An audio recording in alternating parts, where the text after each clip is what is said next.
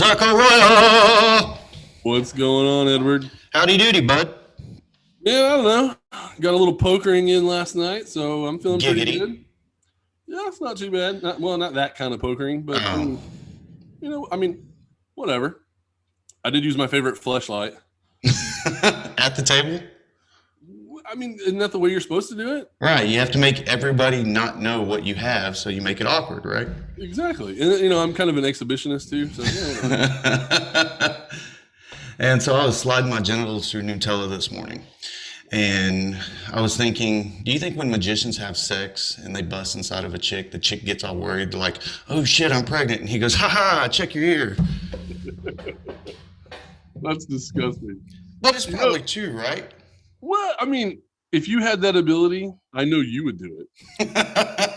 I don't even know why you said that, but whatever. Well, I mean, because think about it. I was talking about a fleshlight, and I thought I took it too far. And then, Ed's turn.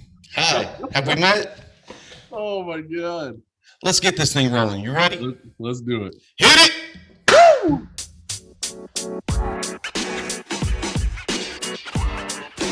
What's up, everybody? Welcome to Two Wannabe Athletes Talk Sports. I'm Ed. I'm Zach. And here we are again to do the same shit over and over. Yeah, buddy. If you're watching us on YouTube, hi. What's up? If you're listening to us on Spotify, we truly appreciate it. Please, if you're not already, go ahead and follow us on there. The more follows we get on this, the more we can expand out to other stations like Apple Podcasts and iHeartRadio and stuff like that. So hit it. Yeah, if you get us more subscribers and somehow we can make some money, maybe we'll hire some actual talent. Absolutely, right? Instead of this low budget bullshit that we're doing. Yeah. So Patrick Mahomes and his fiance had a baby. You heard about that? I knew he was going to be a father, but I didn't realize it was this quick. Sterling Sky Mahomes is the boy's name. Okay. Sterling is a pretty strong name, but Sky? I don't know. I don't write that shit. It's very odd. This kid has already been offered a soccer scholarship by Texas Tech. This kid is 20 days old, and he already has a better life than 70% of us. That is 70%. I mean, anybody. I don't do the math. I mean, true. Math has never been your strong suit. No, I can barely walk and chew gum. So, yeah. But how does a kid that's not even a month old already have a scholarship? Now, granted, I'm sure it's some sort of bullshit thing, but it's probably like a legacy thing where they just offer it because, I mean, name another person that went to Texas Tech. Michael Crabtree. Okay, well, I thought you were going to go with the obvious of Cliff Kingsbury, because he's kind of a coach in the sport we talk about a lot, but yeah, whatever. Michael Crabtree was in football too. He was one of their best. He hasn't been in football in like 4 years. Oh, well, you didn't give me a timetable. No, I just thought you were going to go with the low-hanging fruit, Cliff Kingsbury, kind of an active coach currently. Whatever. Crabtree was a beast at Tech. Honestly, he was the best wide receiver in college I've ever seen. Really? Look, people are going to give me shit. What about Randy Moss? Bitch, I didn't watch Randy Moss play football just like everyone else. I didn't have the local TV channel for that city. He went to Marshall, right? Right. Who the fuck is watching Marshall on a Saturday? Not me. Not me, no. I'm watching porn. Wow. Oh, wait, what? Did you forget the mic is on? Your mic is hot, sir. So is this porn I was watching the other day. So it starts out. Never mind. That's a different. No, that's the next episode of the podcast. Well, not this podcast. That's the Slippery When Wet podcast. Ooh, I've listened to that one. So we have been off for about a week. Granted, we don't have a timetable as far as how often we do this stuff, right? But within our absence, so much stuff has been going on in the NFL. Dude, you ain't kidding. The number one thing, and we talked about it so many times, Dak Prescott finally signed a contract with the Dallas Cowboys. 4-year deal, $164 million, $126 million guaranteed. Yeah, but he also gets $75 million in the first year. Wow. I don't know. This is crazy. This is crazy money. Yeah, look, okay. we talked about it. We've kind of touched on this before, that we both agree that it's going to be crazy money, or that it is crazy money, whatever, because he's now the second highest paid quarterback in the NFL. Right. And he's not the second best quarterback in the NFL. So we're on the same boat when it comes to that. But the trajectory of his career and where he's going and the way that, the NFL pays their stars, when it's your turn, you just get paid, man. And then, like, this might be the, number 2 highest paid quarterback in the league, but in 5 years, who's to say he's not the 15th highest paid quarterback? Well, and that's going to be the thing, right? Because the ceiling has no limit, apparently, because of the fact that all these quarterbacks are getting fat money. But the problem is the league's cap was cut this past season, right? And we've already seen a lot of teams having to do a lot of restructuring. They're cutting a lot of big names, but yet quarterbacks are getting paid fat money, right? Yeah. So I think they're banking on the Rona going away with the vaccine and everything, right? And they're hoping that the stadiums are full. I mean, did you see the Texas Rangers are going to have 100% capacity in their stadium on opening day? Well, that has a hand with Greg Abbott on it. But, I mean, you still have to wear your mask, right? I mean, I don't know what differences it makes, like if we're sharing an armrest, but I have to wear my mask. I don't know how that's going to work. Can we share hot dogs? Only if we eat them at the same time. Lady in the Tramp. Into the other. Yes, very much. See, you read my mind. Get out of there. I live there. I mean, I think that's what they're banking on, is that the stadiums are going to be full, so they're going to be able to make that money off of ticket sales and concession, or however they do all that, plus the TV money. So I mean, the TV contracts that I've heard about between like the major networks and stuff in the NFL, they're ridiculous what the NFL is asking for these control over whatever game, whether it be Thursday night or Sunday night or Monday night or whatever. They're paying tons of money for that stuff. So I'm with the owners. I think the salary cap is going to go up. And I mean, traditionally, your quarterback is going to get a higher percentage of the salary cap than almost any other player on your team, as long as they're worth a shit. I want to touch back on that, but let's go back to Dak. A little bit more into his contract. He also put a no trade clause on there and a no tag provision. Okay, so I didn't hear about the no tag provision. Yeah. So my thing is like, are quarterbacks like him, like Deshaun Watson, all these younger quarterbacks? I think Russell Wilson has a no trade clause in his as well. I mean, probably. Is this going to become a norm for quarterbacks? Because now they strong arm a team whenever they become unhappy. Hence the whole Watson deal, right? This, to me, seems like a problem to where you're, again, giving a quarterback too much power. What's that? Yeah, I think you don't really give them too much power. They are like the pride and joy of your franchise. Mm-hmm. But it does put them in a position of leverage to become the prima donna that we're seeing, where, Russell Wilson, I don't like my offensive line. I want to be the GM. I also want to be the quarterback, and I want to tell you what to do. I mean, like, to be fair, though, he has skins on the wall. You know what I mean? Like, he's got a Super Bowl. He has something to stand on. Right. And we give Deshaun Watson, we give him a hard time about wanting out of a bad situation, but we don't say anything about Matthew Stafford basically asking for the same thing.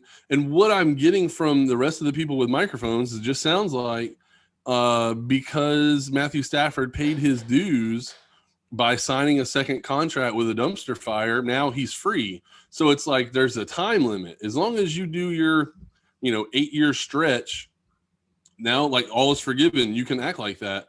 And I don't know, man. I kind of feel like it's a good thing for players to speak out against what their GMs are doing or what their franchises are doing, because I mean, it's their career too, Well, and you and I have touched on this, but my thing is, and I hate that we're going into the whole Watson thing, is I don't agree with Watson's mentality right now, because he's crying over what the GMs promised him. Again, the GMs screwed him on that. They shouldn't have even done that. Now, if he would have came out and been like, I'm trying to work with the team themselves, the players they have, this and that. I just can't win with this team. Yeah. I want out. I can respect that, right? Because they are a complete dumpster fire, all right? I don't like the idea of why Watson is crying, okay? If it was team-oriented, I can get it, because that's kind of what Stafford did. That's why so many people are okay with it, because he rode through the trash for 11 years, and he's like, y'all are not doing anything to help us win with me as your quarterback. I want gone. Watson's not having that grievance right now. His biggest grievance is he didn't get to have a say in the coach, and he didn't get to have a say in the GM. If that's your biggest grievance, wipe that shit off your face, go on and play ball. That's it. Yeah, I mean, look, like, personally, I agree with you. Personally, I think that when it comes to the team, when it comes to an NFL team, I feel like everybody has a job. Everybody should do their job. And if you're the quarterback, you learn the system, you read the defense, you study tape, you work out, you throw. I mean, you do all your job, right? That's all you can take care of. And, like a football team mentality, you just kind of trust, hey, you know what? We're 11 guys going out there. Everybody's going to do their job. So I feel like you have to trust that the front office of your franchise is going to do their job as well. Right. And we've talked about it before, but in the Deshaun Watson case, I feel like if he didn't feel like the franchise was going in the right direction, he should have never signed the contract that he Absolutely. Signed. Because I feel like by signing that contract, you're signing off on everything that the front office is doing. Granted, they had not traded DeAndre Hopkins. Yes, he was already traded. Oh, they did trade him before. Oh, yeah, we talked about that. Yeah, I went through the timeline on it. Watson was traded like in January, I think. Okay. And then September, I believe it was, Watson signs the big contract. So he already knew what was going on with the team. Okay, so then crappy backfield, no wide receivers with the exception of Fuller, Cooks, and Kenny Stills at the time, and then they let Kenny Stills go. But even now, like you're talking about, trust the front office. Okay, Cal McNair messed up and promised you something. Jack Easterby promised you that you would have a say in this and that.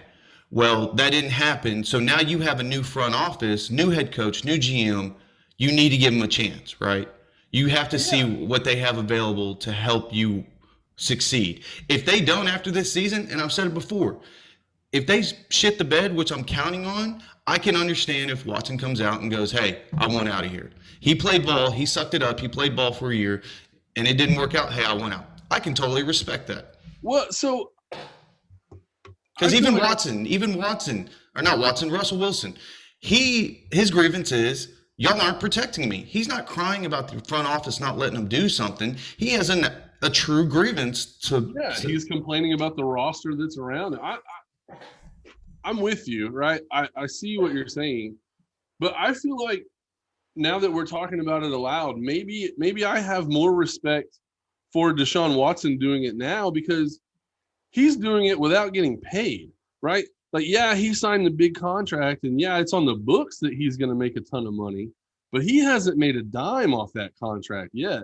Right. And now he's complaining and threatening to sit out and all that kind of stuff. I mean, maybe we need to look at it through a different light, that he's basically sacrificing his livelihood.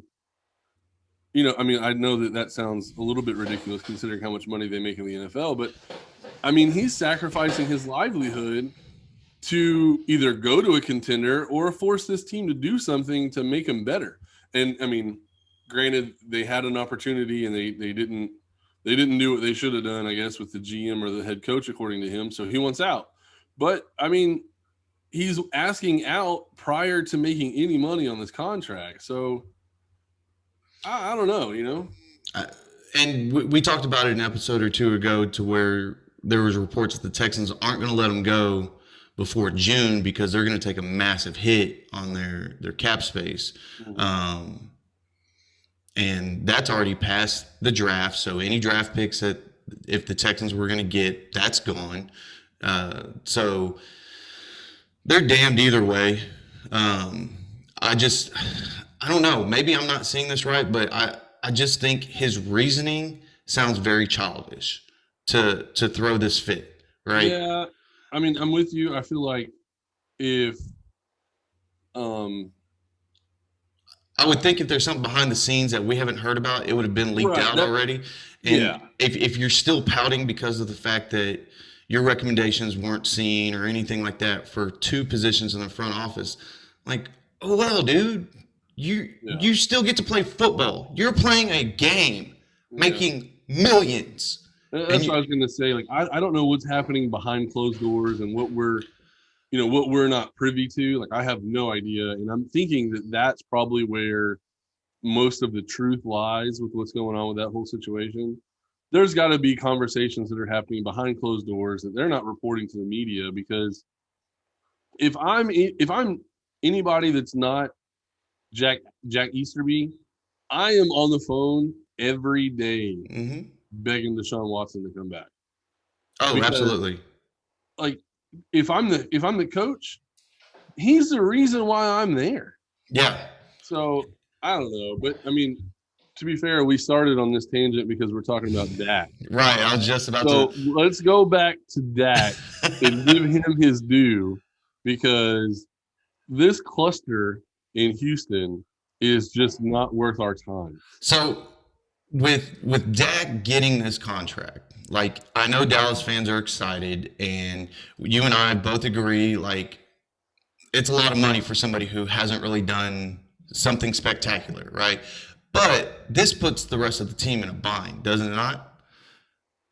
I mean, yes, especially when you have as many players on their defense that they're going to have to pay or that they are Mhm. paying. I mean, because I don't. When's Jalen Smith's contract coming up?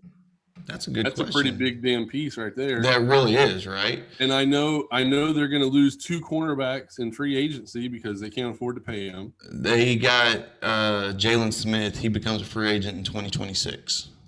Oh, so they just okay. So that's what the deal is. They just signed him, Right. right? So Alden Smith is a free agent, hmm and there's a couple other free agents that I don't remember, but basically they're all on the defensive side of the ball. And then we saw how the offensive line did not protect Dak last year.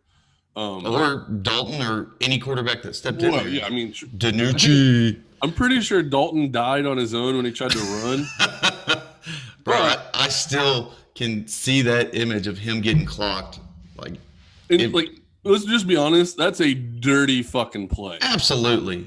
Oh my! I Absolutely. remember like watching it. Like they better eject that dude. He doesn't need to be on the field. Like I still don't understand this. Like, why is it that these guys they play a sport for a living, hmm right? It's their job to know the goddamn rules. And every year we have some bullshit like this, and you hear the announcers. Well, he went into a slide late. He was trying to get every yard, and he left himself open. No, no, no. F that. You know that the guy's going to slide and you're trying to plant his face in the ground. Yeah, That is Bush League football. Just absolutely. line up and beat the guys straight up. Don't do any dirty hitting. Don't do any cheap shot bullshit. I'm tired of seeing that. And these guys, they're not going to quit doing it until they fucking kill somebody. That's what's going to have to happen. When Yeah. somebody dies on the field because of some bullshit like that, then they might actually think about stopping doing that. Well, I mean, you look at it now, they get fined pretty heavily. Depending on the severity of the hit, we've seen them get ejected immediately from a game. Yeah, I think he got ejected in that game, just to be fair. But Right.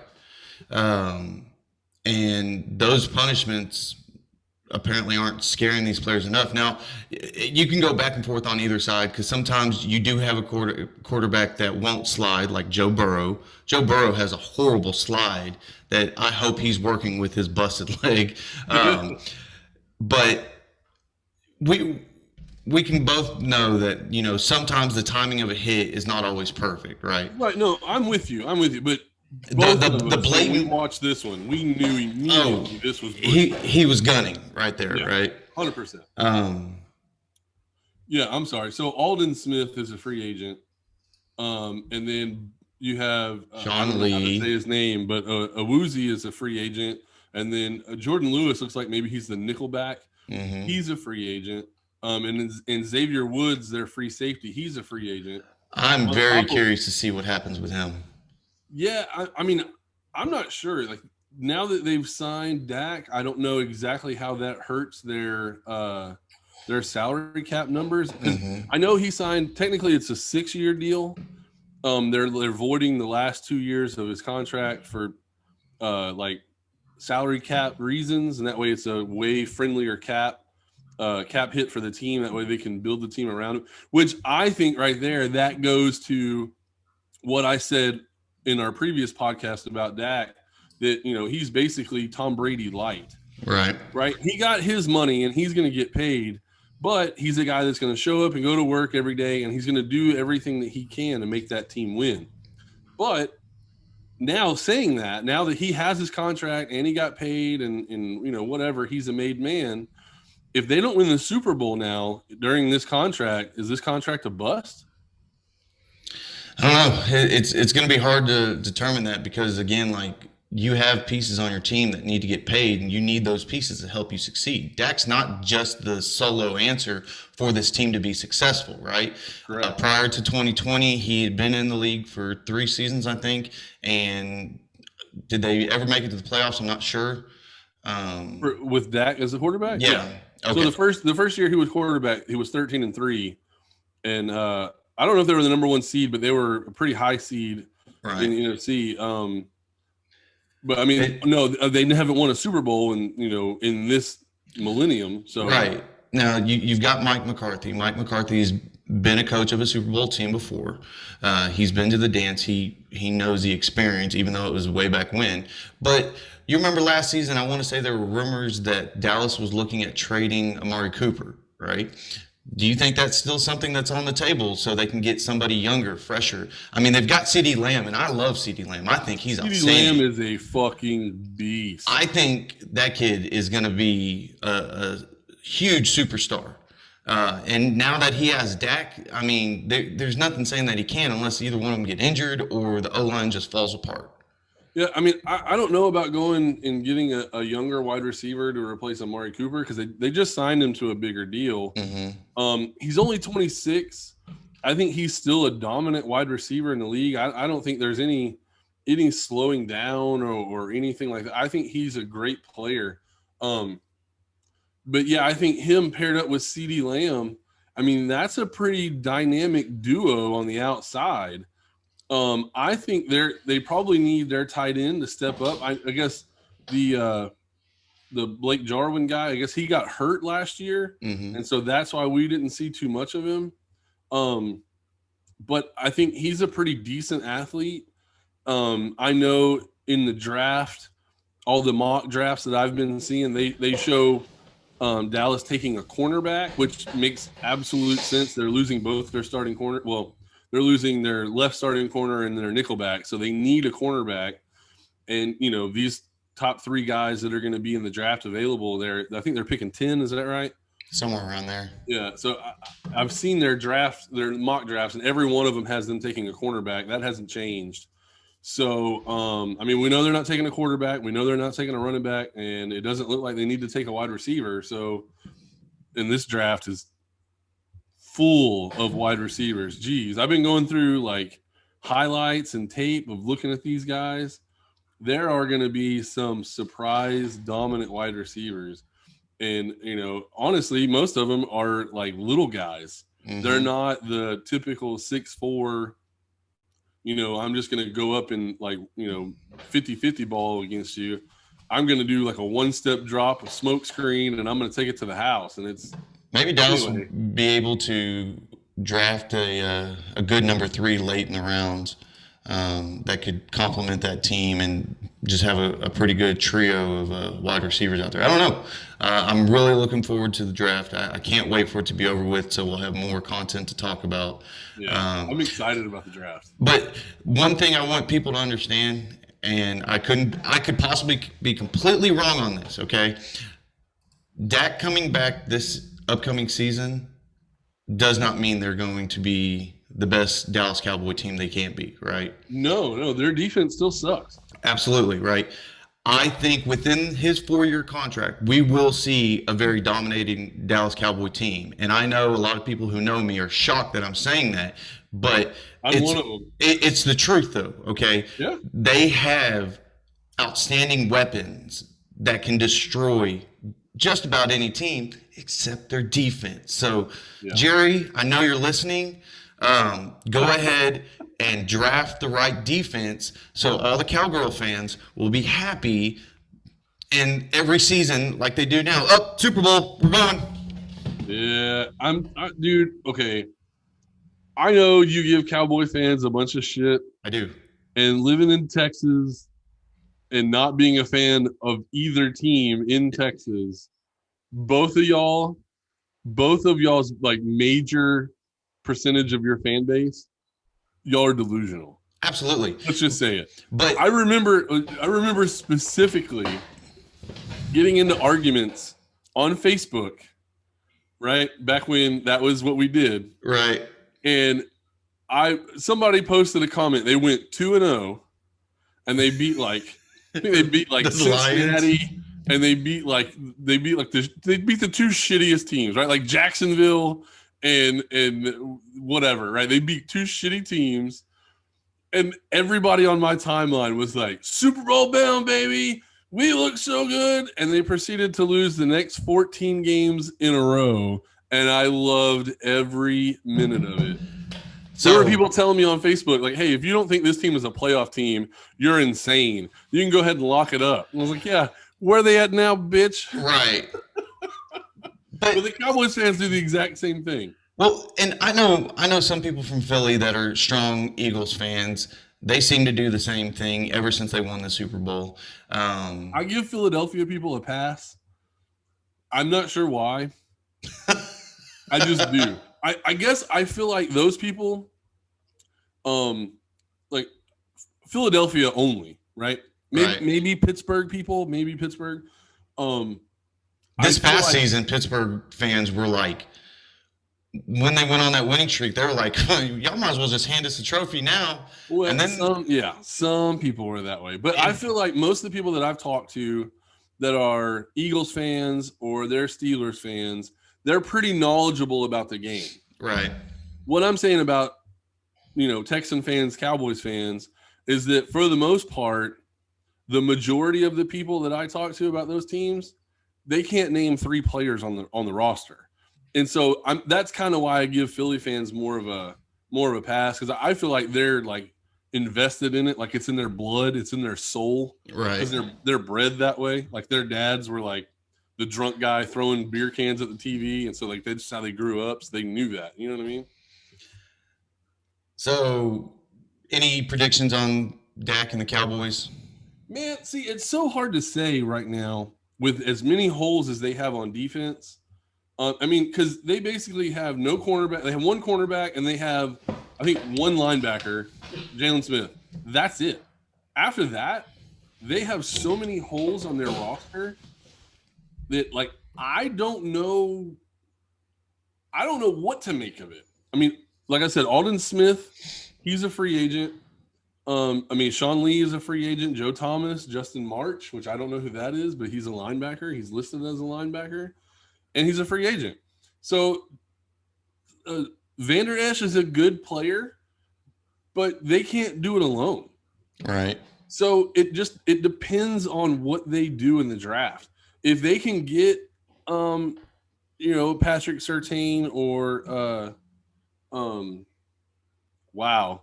Every time we do this, I always blank on their freaking names. Why does that happen? I don't know. It's like they don't matter. But you've also got to remember they've got a second-year player, what's his name, Trayvon Diggs at right corner. I like him. He did pretty damn good last year, right? And I think he got injured. I may be wrong on that. I don't know. I had him on my fantasy team, and every time I saw him, he had some decent numbers for me, so I wasn't completely mad about it. Yeah, here he goes. He had 49 solo tackles, 1 sack, 1 forced fumble, That's a pretty good season. 3 interceptions for 43 yards out of 12 games. Wow. So, I mean, yeah, I feel like he's a good player. But I feel like if you're able to see the top 3 cornerbacks that I have are Caleb Farley, Patrick Surtain, and J.C. Horn from South Carolina. Well, like we talked about before, Caleb Farley sat out last year, so it's kind of hard to tell. But the name that I'm seeing pop up on most boards, like moving way up, is Asante Samuel Jr. oh, really? So I feel like there's going to, like we talked about this before, I feel like there's going to be a run at cornerback at 9, 10, and 11. And so I feel like if Caleb Farley or Patrick Surtain is available at 10, that's who you draft. And I feel like if you start there and then in the second round, you can get a linebacker. Like, I mean, I have Nick Bolton as the number 4 linebacker on my board. I'm seeing him getting drafted now at like 23 or 25 overall. Oh, wow. Which is a huge push. I mean, he played at Missouri, so I'm not really sure why all of a sudden he's getting so much love. You know, like Missouri was on TV, it's the SEC, everybody watched it. You know what I mean? So I don't understand why all of a sudden he's like this hot commodity. But I was thinking that would be somebody they could target in the second round, but it looks like he's not going to be there. I know Micah Parsons is probably a top 10, top 15 pick. I've been hearing his name a lot lately. Yeah, I mean, I think he's the best linebacker in the draft. He went to Penn State. Penn State is just known for making linebackers. So I'm thinking he's going to be the number 1 linebacker taken. But yeah, Nick Bolton has shot straight up everybody's board. I think Todd McShay was the last one that I saw had him at like 28. So that's a cool pick there. Good for that guy. But I still feel like there are a couple linebackers that are going to be available in the top of the second round. And I think if those 2 picks pan out, this could be a playoff team. Now, I think, honestly, You're saying Dallas is a playoff team? I think Dallas is a playoff team regardless because their division sucks. Yeah. So, I mean, I don't know what Jalen Hurts is going to do in Philadelphia. I mean, we saw flashes, but every quarterback goes through that sophomore slump. So I think the only one that didn't go through that sophomore slump is like Russell Wilson and Patrick Mahomes. I don't think Jalen Hurts is one of those guys. Right. I don't think we're going to worry about that. But, yeah, I feel like the Eagles don't really mount a challenge. The Giants are an intriguing They're pretty quiet. They're pretty quiet because of the fact that, you know, they had a lot of injuries last year and Daniel Jones didn't really have many weapons and he did the best he could with the team that he had. And Daniel Jones, in my opinion, actually did pretty decent for a sophomore year. I thought he played very solid. Nothing flashy. Nothing like, oh my God, this guy's going to be, you know, the next insert name here. But he played well. He progressed. He did not fall back. That is true. And with Saquon Barkley going out, which is a huge factor for this team, I've been seeing a lot of news and videos posted of him and his offseason training and rehabbing. And I mean, this kid is trying to come back and be better than ever before. And he was already a monster.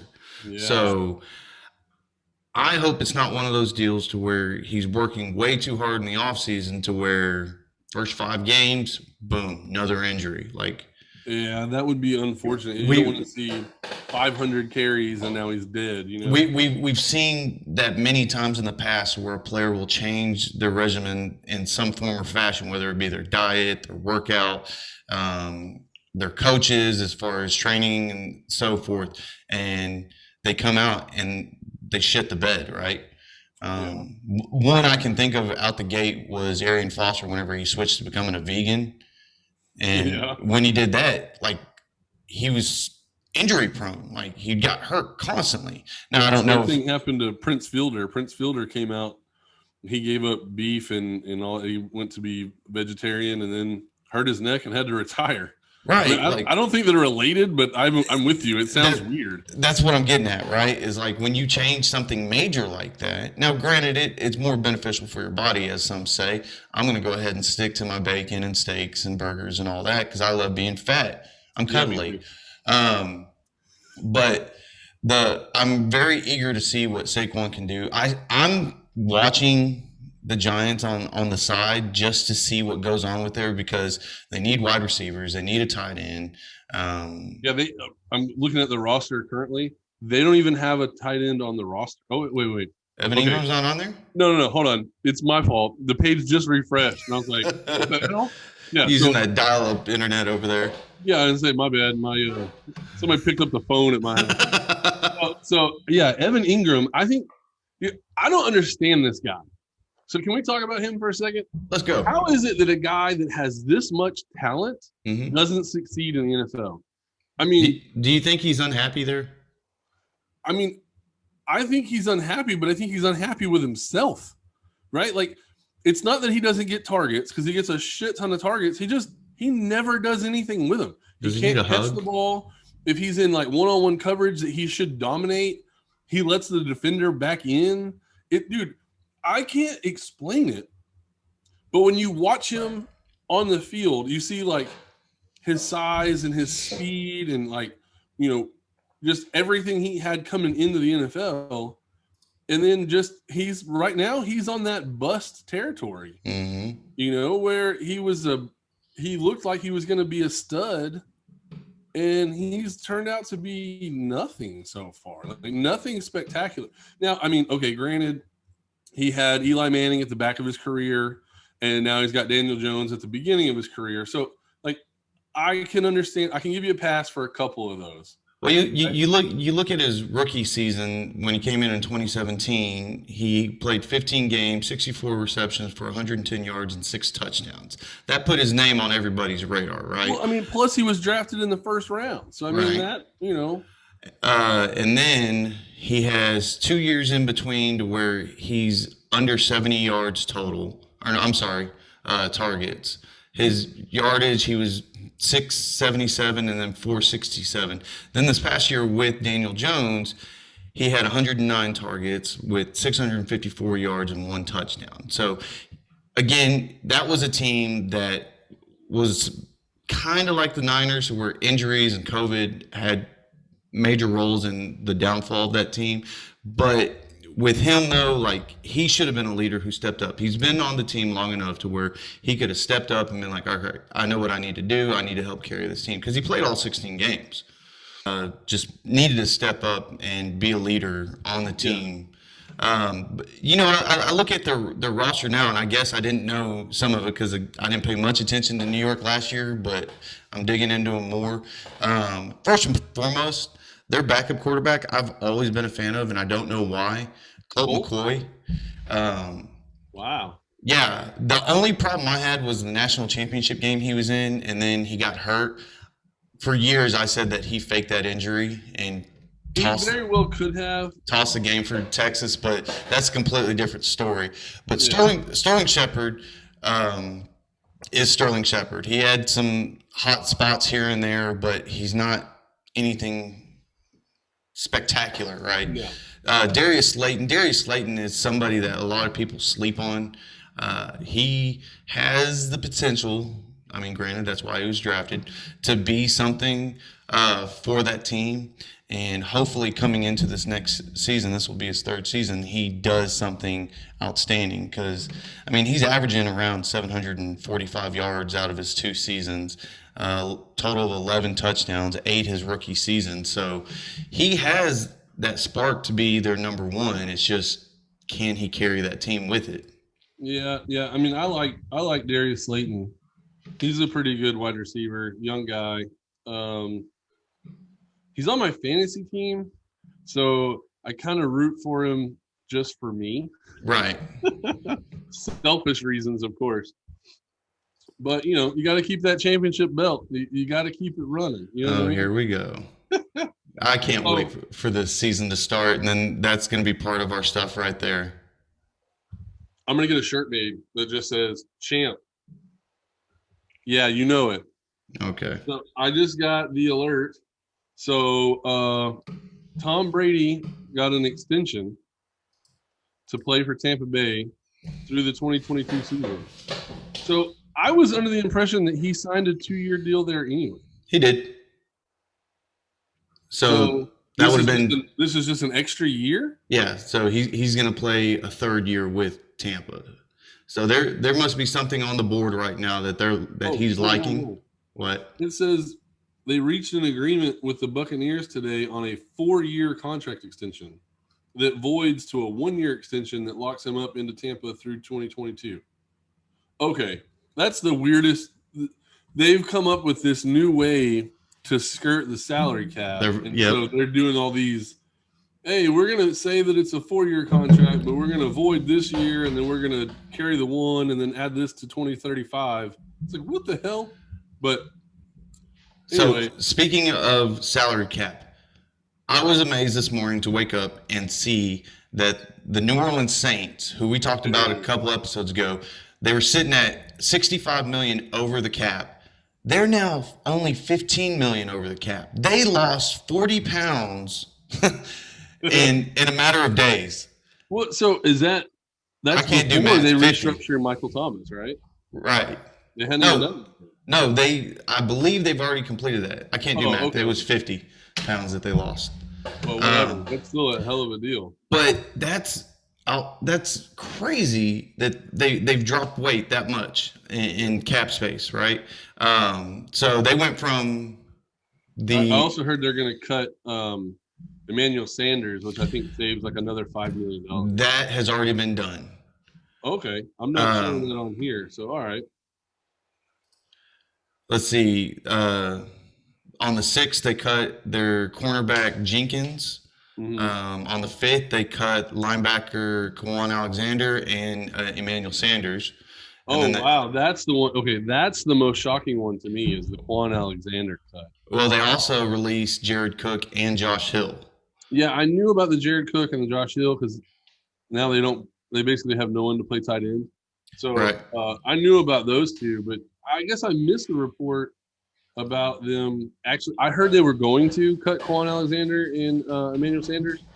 I hadn't heard they actually did it. This cap cut is like really making the league interesting this year because front offices are having to make hard decisions on pretty damn good players, right? Well, I mean, think about there's 2 wide receivers right now that are free agents that are Pro Bowl wide receivers, Juju Smith-Schuster and Kenny Golladay. Yeah. They are basically number ones on any team that doesn't have like Devontae Adams or DeAndre Hopkins. Right. They're number one almost everywhere else.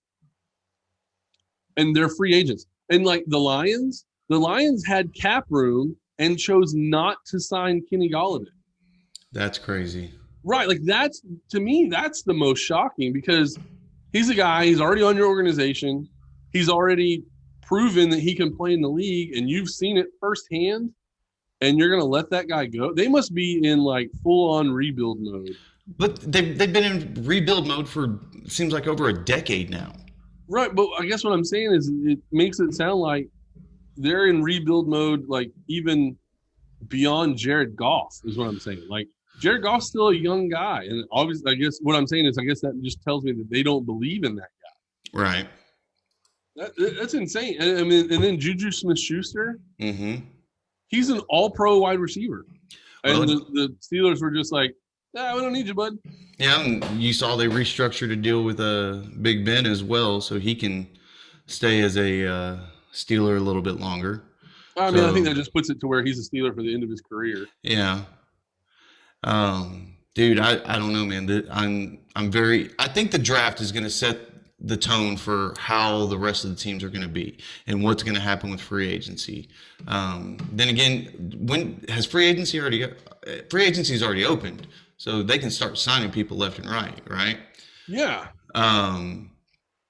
So I don't know. One of the free agents that you and I talked about, Cam Newton, this morning re-signed with the Pats for one more year, and I'm wondering if his interview on I'm the Athlete podcast, if that had something to do, because he was he praised Belichick on there. I don't know if you listened to it or watched it. No, I haven't heard it yet. He praised Belichick. He praised the system, and yeah, he felt bad because whenever he had to sit out for his positive Rona test, he felt like everything verbiage and the system changed, and he wasn't given a heads up. But he said he wanted to come back to New England. He wanted to prove himself.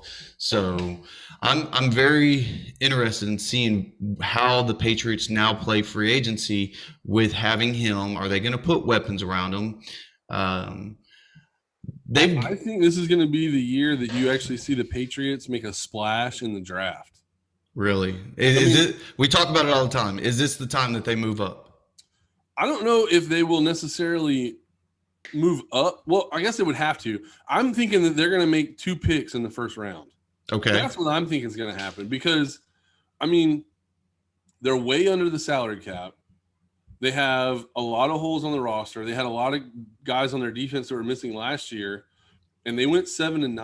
Mm-hmm. And that was 7-9 with Cam Newton not having OTAs, right? Not having basically any offseason. Couldn't work with the guys. Then he got Rona in the middle of the season, and they were 7-9. And they were missing 7 or 8 starters on defense that opted out because of Rona. Mm-hmm. They're coming in with the 15th pick of the first round. Do you see them trading something for another first round pick or? Yeah, I mean, I feel like they're going to take their pick at 15, and then they're going to trade back into the bottom of the first round. Mm-hmm. I haven't worked out what they're going to target yet, because I haven't looked at their roster because we're not delving into the AFC yet. Right. But let me just kind of click on this button here. While you're doing that, one of the things that we've brought up before is there's been a lot of talks of Gilmore possibly being traded. Yeah. Not to any specific team, but like there's a chance they're going to go ahead and get rid of, former defensive player of the year away.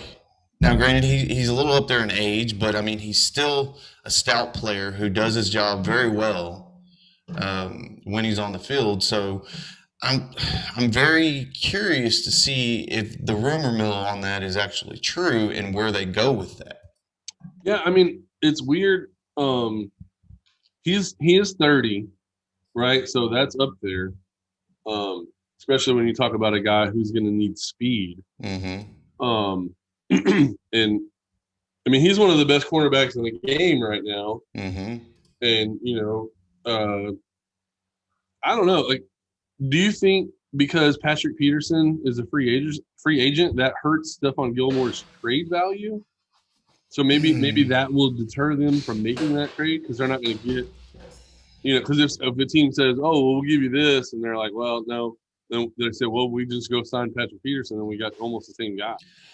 Well, the sole difference with Patrick Peterson and Stephon Gilmore at this point is how much are you willing to pay Patrick Peterson, right? Because you taking on Stephon Gilmore's contract may be cheaper than what is available for. Well, you'd have to pay Patrick Peterson. Right. But also at the same time, if a team who's willing to trade for Gilmore can get it to where the Patriots keep paying his money, I mean, that's a win. That's a win-win for whatever team can get Gilmore, right? Yeah. You're looking at Gilmore with a cap hit of $15 million for the Patriots right now. That's the highest on the team.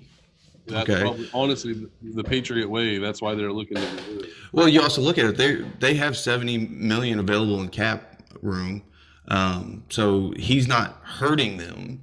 But if you can you're not going to get a first-round draft pick for him. You're probably going to get a third or fourth, maybe even a fifth-round draft pick for him. Yeah, maybe. Depending on who actually needs a cornerback. You could probably get you'd have to get a third round. It'd probably be one of those trades where you get him, you take on his contract, and you send them a third-round pick, and they send you a seventh. Right. Probably one of those type trades. Man, I don't know. I'm looking at their roster, and I'm not impressed at all. No. Like, to me, the only bright spot on offense last year That's kind of it. I mean, you still have Julian Edelman, old man Julian. Is that right? Nikhil Harry. They drafted him. You totally went like robot mode on us. Oh, geez. I don't know if it's my end or yours, but it says the internet is unstable. Oh, no. Repeat what you were saying though. Well, as I said, the only bright spot on their offensive side of the ball that I saw was Jacoby Myers. He had a couple good games, but I mean, not anything, Pro Bowl worthy. They have old man Julian, of course, and Nikhil Harry, who I liked coming in. Oh yes, but I didn't really see anything. I saw a lot of Cam Newton threw him the ball and he dropped it. Yeah. Well, his rookie year, if I'm not mistaken, he was out injured a majority of the season, if not all of it. Yeah. I don't know how long he was on IR, but it was a very long time. Right. So we didn't really get to see a lot out of him. Their backfield, you look at the names on their backfield, they have decent players. Damian Harris, is it Michelle? Yeah, Sony Michelle.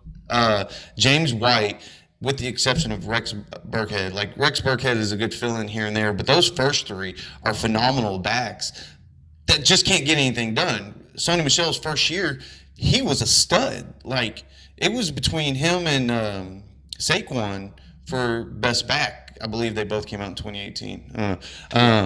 But I'm with you on Nikhil Harry. Like, I like the kid. I've watched some of his college tape just because I didn't have really much to refer to. But this past season, I was expecting, fully healthy, come out, be a stud, and not so much, right? He didn't. Yeah. And to be fair, the Rex Burkhead, James White are free agents this year. Yes. So does Sony Michel take on a larger role? I mean, probably. That's what they drafted him for, but Sony Michel also has I think 2019 he had an ACL injury, and then Damian Harris was also hurt during that time too. I think a majority of the loads are going to give it to the younger legs and give it to Damian Harris, unless they for some reason draft another running back, which I would really be surprised. I don't see them doing that, obviously, in the first round or the second round. I know they have quite a few picks in the draft, so maybe. But I mean, I don't know. Like, I'm looking at their roster, and I feel like, honestly, they're going to draft. Well, if they trade Stephon Gilmore, then I think that puts them at cornerback at 15. Right, but they have needs at linebacker. They got needs everywhere on the defensive line. They've got needs everywhere on the offensive line. Well, I say everywhere. Left guard and center, basically, because they have right now all their centers are free agents. And then Joe Thuney's a free agent, which they've already linked him signing somewhere else. So I don't know where they get. Like, I would love to say that they're not going to figure this out, but we know better. We know who this team is. We know what their GM is capable of. We've seen what they do as the New England product. So we just know that they're going to be good. I'm very eager to see, and I'm going to go ahead and make a prediction on this. So the Chiefs recently let go their both left and right tackle, Eric Fisher and Mitchell Schwartz. Both of them missed the Super Bowl game due to injury. Eric Fisher is a former first-round pick for the Chiefs. If they need it at New England, I could see one of those guys going there and giving Cam a little bit more space. But also at the same time, I can see one of them possibly going to Seattle if they can get him for the right price to help protect Russell Wilson. But I'm with you. New England always comes out and pulls like the craziest shit that people don't even think about or think that's possible. Yeah. So there's a chance that they're about to just unleash fury on everybody and just start taking the world as they once did before. Yeah. I'm not sure how they're going to do it. When I look at their roster, I'm with you. I don't get it. They've got the money though. Well, but I mean, I know that they have the ability to pull the diamond out of the rough. Mm-hmm. You know what I mean? So, like, I know they could do it. I just don't. I think I'm having a hard time seeing the process. That's why we don't get paid the big bucks. right. We're ballers on budgets, man. Of course. I'm I'm going to go ahead and make a prediction that a lot of fans probably won't like, but I think we're going to see a great Cam Newton this year. I think he's going to come in very motivated, very energized, and he realizes he has a lot to prove right now if he wants to keep a job. I think he's going to come in and be a true leader. I'm hoping he's changed his attitude as not so much on himself and more team oriented. But I think we're going to come out and we're going to see an amazing Cam Newton this season. I don't know if it'll be MVP Cam Newton, but it's going to be a Cam Newton we haven't seen in a long time. It definitely won't be MVP Cam Newton, just because I think with his shoulder injury, I don't think that he can be that guy anymore. And I don't think that's his fault. Like, I don't think that he shorted himself on his rehab, or I don't think he took it easy by any means. Like, I don't think any of that. I just think that the Panthers rushed him back when he was still hurt. Mm-hmm. I think they might have made him feel guilty about not selling out completely for the team, and it cost him. Yeah. I mean, it's the same thing that we saw with RG3. Yeah. You know, RG3 was phenomenal his first season, hurt his knee, and then I feel like the franchise rushed him back because they had no one else at quarterback, and ended up ending that guy's career. Cam Newton has been a little more savvy, where he's been able to kind of hold on to the league for a little while longer. But I'm with you. I feel like maybe he's not going to be like comeback player of the year type award, and he's definitely not going to be MVP, but he can be a guy who, you know, has 25 touchdowns, 10 interceptions, throws for 4,000 yards, and that team could easily win 11 games in that division. Mm-hmm. I mean, yes, the Buffalo Bills right now are the cream of the crop in that division, and I'm reading right now that they're linking Jonnu Smith to the Bills, Mm-hmm. the tight end from the Tennessee Titans. Oh wow! So I feel like if they get that guy, it might be lights out for the AFC East. That might be the Bills division for sure. But all that said, I feel like if the Patriots can make the right moves and with the coach that they have, I mean, they could be right there in the running for the division again. Well, I still feel you have to keep an eye on Miami. All right. And I know 2 is not the answer, but with the number of draft picks that they have and the things that they can put around them, like Miami is going to be like stealth mode to where they may rise up and nobody expects it. I thought you were going to say it, Secret Assassin. I was waiting. For Secret not Assassin. Today. Not today. No, not Secret Assassin. Silent Assassin. Whatever. Assassin. Yeah, whatever you say. But yeah, so I don't know. I feel like that's a good pickup for the Patriots. I feel like you're right. I feel like Cam with an OTA and an off season, you know, and potentially the Rona going away with the vaccine and all that stuff. You can do, you know, in-person practice, and you don't have to do everything through a fucking Zoom meeting and all that kind of stuff. I feel like that helps everybody. Absolutely. And, you know, I feel like Bill Belichick is probably his best when he's able to coach in person. I mean, Yep. He just doesn't seem like a Zoom guy to me. I said it again. I can't wait for the draft to be over with, because then all the pieces are going to start showing themselves, and it's going to be a beautiful thing to see. 32 teams to talk about, their fuck-ups, their greatness, everything that they've done. And then we get to start watching off-season or training and everything and seeing how the teams are forming and jiving. And then they start hitting social media more, and now we get all the gossip. And that's the soap opera for men right there, is the gossip between teammates and what teams are doing. But I love it when I wake up and I see an alert from Adam Schefter. I love it. It's like a lightning bolt hits the tip of my dick, man. Well, ladies and gentlemen, we appreciate you joining us for this episode of 2 Wannabe Athletes Talk Sports. If you're not already, go ahead and find us on Facebook, Twitter, Instagram, TikTok. YouTube, Spotify. We're all over the place. We're trying to grow. We're having fun with this. We're loving all the feedback. We've been getting into it with some of the comments back and forth with people on Facebook. I've had some on YouTube. We're having a blast, and we're glad y'all are here for the ride with us. Yeah, hey, we're at 99 followers on Facebook. I want to. Come on, those are rookie numbers. We got to bump those numbers up. Oh well, I mean, yeah, I want to get like into the hundreds of thousands, obviously, but can I just get 100? Absolutely. Like, I just want to hit 100 one time. Absolutely. And yeah, if you can, please follow us, subscribe, share it, watch us on Facebook. Watch us on YouTube. Come see our ugly faces. Come on, man. We're doing this. We're doing this for us. But we want to do it for you guys, too. Absolutely. Absolutely. Again, this is Two Wannabe Athletes Talk Sports. I'm Ed. I'm Zach.